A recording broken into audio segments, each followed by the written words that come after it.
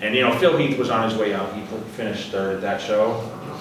And I found Phil Heath, at a local show in 2005, I think. And I knew, like, right then, I remember calling the Weeder offices. I met him on a Saturday, and Phil was broke. He couldn't afford to even train. He was working as a personal trainer, and I said, you should be competing. And he said, I can't afford to prep, on personal training at Bally's or whatever. And I said, you know what, let me get back to you on Monday, give me a number. We talked a bit. And he had the mentality, and that's a lot that goes into bodybuilding, and I'll talk about that too, but I could tell, like, he was headstrong, but at the same time he had the crazy physique too, had the great arms and whatever. And I made the call, to Weeder offices on Monday. I said, listen guys, I'm not gonna call you guys and kind of bullshit you guys about anything, but I just found the next Mr. Olympia, after me, of course, and, sure enough, they said, okay, we'll give him a deal, and he signed the contract, and next thing you know, Phil Heath started to climb up the ladder and, became on the scene. So that's kind of where our things kind of started, and I didn't necessarily train him, I just kind of helped get him financed so he could be able to train, and you know the kind of history there. He came up behind me. Never in a million years did I think Phil Heath was going to come up and actually beat me. I figured I'd be gone by the time he made his rise up. So he finished third in 08. Dexter won. Dexter, carried the show. But you know what? For me, I was never like I wasn't Mr. Olympia. I was still booked as much. I was traveling events. I was still as popular as ever. I came back in 09, won it back super strong. That kind of rewrote my whole career. I was back on top and, traveling all over the place. And won it again in 10. Phil, came in 11. I tore my bicep like 3 weeks out. A lot of things happened that year, but I tore my bicep 3 weeks out doing a shoulder press, kicking the dumbbells up. I tore my bicep. Didn't know, I thought I had a strain because it really didn't hurt that bad, and I was still able to continue to train. But then it was by the time I got to stages, black and blue and everything else, so I couldn't win the show. I got second place there. And that was pretty devastating because I never had an injury. I remember laughing about 2 months prior, someone saying, man, because I had planned to retire after number 5. I didn't tell people that, but I planned to step away. And I think I was 38 at the time. And I said, I've never been injured. I've been training. I'm so smart. I've been, training with more volume training.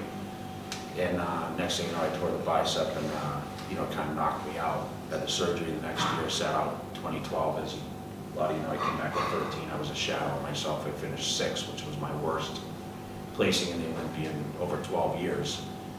And that's when I decided to kind of walk away from the game.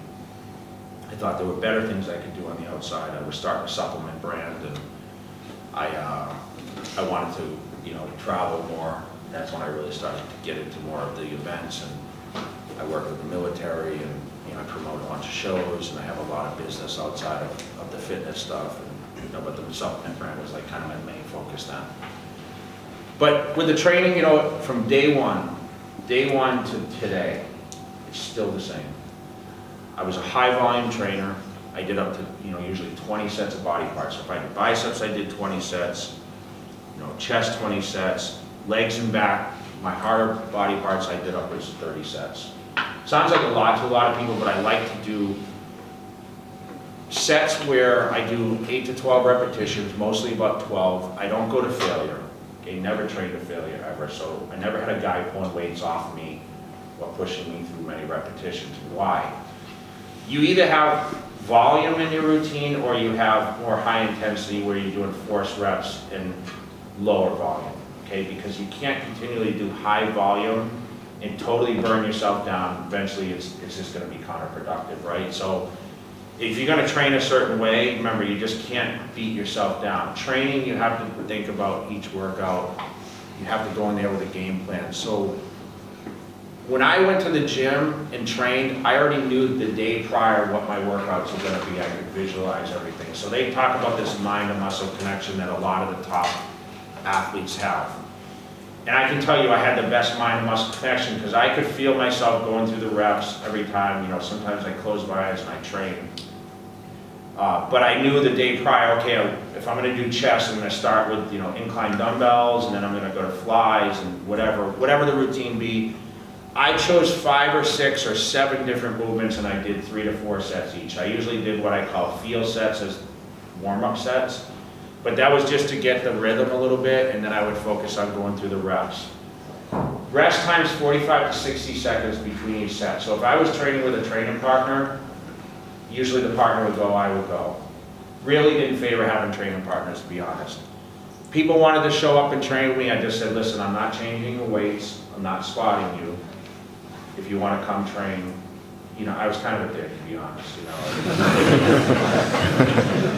I'll be honest. But I tried to train with people that had the same strength. And listen, I was strong. A lot of people look at my videos and they think, I was in the Ronnie Coleman era, so it didn't seem like when he would put out his training